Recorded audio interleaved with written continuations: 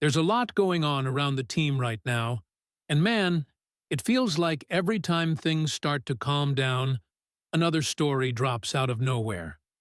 Between the off-field drama, the injuries piling up, and the season getting closer, there's plenty for fans to be worried about, and plenty to talk about.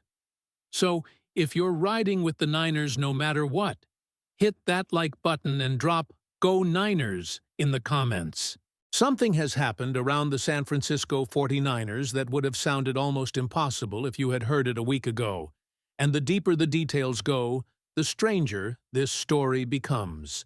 With the 49ers preparing for their preseason finale, dealing with a massive injury list, and already looking ahead to the 2026 regular season opener against the Los Angeles Rams after the trip to Melbourne, Australia, the biggest conversation surrounding this franchise has suddenly moved far away from football.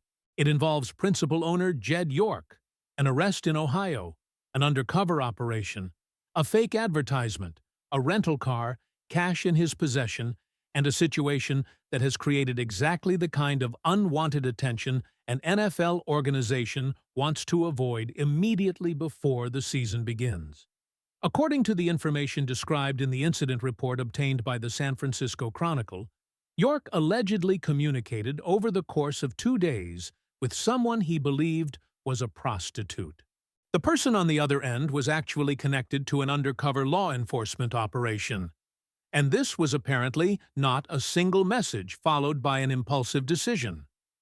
According to the details presented in the report, York first responded to an advertisement on Saturday and identified himself as Joe. He asked about arranging a visit. When he did not initially receive a response, he allegedly followed up, checking to see whether the woman was available. There was still no response. Then Sunday morning, York allegedly contacted the number again and said he would like to come see her. That persistence is one of the details that makes this entire situation even more difficult for the 49ers organization to simply dismiss as a momentary misunderstanding. Eventually, an undercover officer responded. According to the incident report, as described in the source material, York asked how much 1 hour would cost. He was allegedly told that full-service sexual activity would cost $160, while unprotected sex would cost an additional $20. The report says York agreed to the $160 arrangement and indicated that he would use protection. He was then given a fictitious lot number inside a mobile home park in East Palestine, Ohio, as the meeting location. Think about how surreal that sentence is for a 49ers fan. One of the most recognizable executives connected to one of the NFL's most valuable and globally recognized franchises allegedly drove to an Ohio mobile home park because he believed he was meeting someone after responding to a prostitution advertisement. Instead, according to the report, police were waiting. York allegedly arrived in an Avis rental vehicle and sent a message indicating that he was at the location, but could not find the lot number he had been given. He then backed toward the main road, where marked officers stopped him. The arrest, according to the report discussed in the transcript, occurred at approximately 9:35 Sunday morning. Court records cited in the report said York had $160 in cash in his possession, and authorities seized that money. There is another detail that makes the timeline even more remarkable. During the conversation, according to the report, York apparently attempted to explain why he had a California phone number by saying he used to live there. Of course, York remains directly connected to California as the principal owner of the San Francisco 49ers. And while there was some initial commentary describing the amount involved as $140, the more detailed account of the incident report provided afterward specifically described an agreement for $160 and said police seized $160 in cash.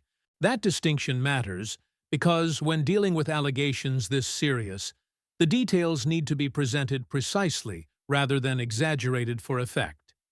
The timing is also impossible to ignore. According to the information provided, York and his wife, Danielle York, had filed for divorce after more than 15 years of marriage. Kyle Shanahan addressed the situation publicly and made it clear just how personal this is for people inside the organization. Shanahan has known Jed York throughout his tenure as 49ers head coach, which began in 2017, and he indicated that both Jed and Danielle mean a great deal to him personally.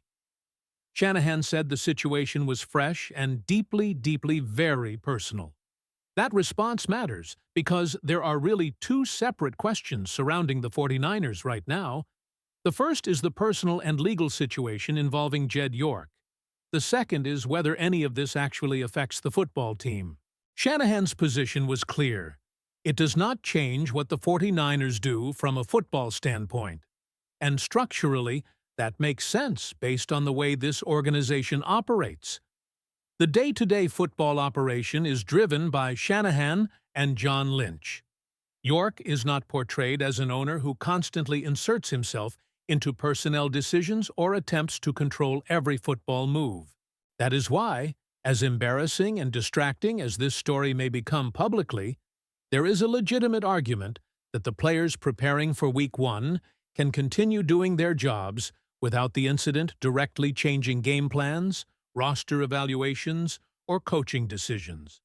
But that does not mean there is no organizational impact, because the 49ers are entering a season in which they already have enough uncertainty. Shanahan revealed that he has spoken with York over the last several days. He also said York has not been around the team throughout training camp. The explanation for that absence was not definitively established in the information provided, and it would be irresponsible to pretend otherwise. What we do know is that York has been dealing with a divorce, has now been arrested following this undercover operation in Ohio, and has become the subject of one of the most unexpected stories anywhere in the NFL. For a franchise that appeared to be approaching this season with a relatively quiet offseason, the narrative has changed dramatically. At first, San Francisco had avoided the kind of prolonged contract standoff involving one of its stars that had complicated previous summers. There was a sense that maybe, finally, the 49ers could go through an off-season without every week generating another controversy. Then Kyle Shanahan was involved in a car accident, creating headlines and additional confusion surrounding the reporting of that incident. Then came devastating personnel news involving Ricky Pearsall, the former first-round pick, someone the 49ers were counting on to become a dynamic part of this offense, re-injured the PCL that had previously troubled him and was ruled out for the season according to the information presented in the transcript. Then came the Jed York story. And now, while all of that is happening, San Francisco is simultaneously dealing with an extraordinary number of players unable to practice.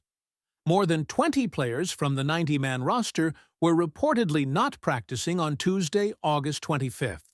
That is where this story stops being merely about embarrassing headlines and starts connecting with the question that should concern every 49ers fan most. How much adversity can one team absorb before something finally begins to affect what happens on Sundays? Because there are two completely different ways this season could go. The 49ers still have talent. They still have an experienced coaching staff. They still have stars capable of carrying games. And off-field distractions do not automatically become on-field failures. But when you combine organizational controversy, an aging group of important offensive players, major injuries, players constantly missing practice, and a season opener approaching quickly, the margin for error begins shrinking. And the injury situation may be an even bigger concern than the headlines involving Jed York. Nick Bosa was among the players not practicing. So were Christian Kirk, Jacob Cowing, Upton Stout, Malik Mustafa, Renardo Green, Nate Hobbs, Kyle Juszczyk, Nick Martin, and several others. Some absences may simply be maintenance. Some injuries are expected to be short-term. But others could directly influence the construction of the Week 1 roster.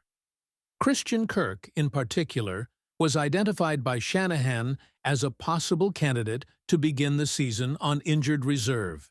And once we get into what that could mean for the receiver room, why Jacob Cowing suddenly becomes even more important, the concern surrounding another veteran offensive weapon, and which other offseason acquisition could also open the year on IR, you begin to see why this roster situation may become the story that matters far more than anything happening away from the field. So before we get into those injury details, I want to know where 49ers fans stand on the Jed York situation. Do you believe this is an embarrassing but ultimately personal matter that will have no effect on the football team? Or are you concerned that the constant drama surrounding this organization is becoming too much? Drop your opinion in the comments, because the answer may say a lot about how you view what is shaping up to be one of the most unpredictable 49ers seasons in years. Don't forget to click the like button and subscribe to stay well informed.